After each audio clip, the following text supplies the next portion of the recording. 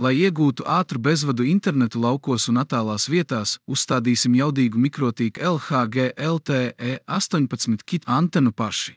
Šī antena izmanto parastu SIM karti un pieslēdzas caur Etherneta kabeli.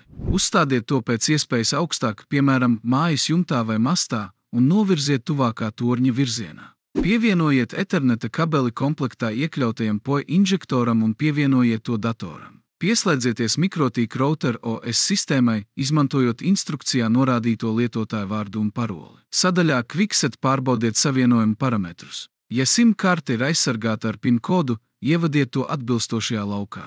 Kad savienojuma status mainījies uz aktīvs, pievienojiet PoE inžektoru maršrutētājam, lai nodrošinātu Wi-Fi visā mājā. Šī antena ir aprīkota ar jaudīgu divkodolu ARM64 procesoru, kas padara to par vienu no labākajiem risinājumiem ātrā interneta nodrošināšanai pat tur, kur mobilais tīkls gandrīz nav pieejams.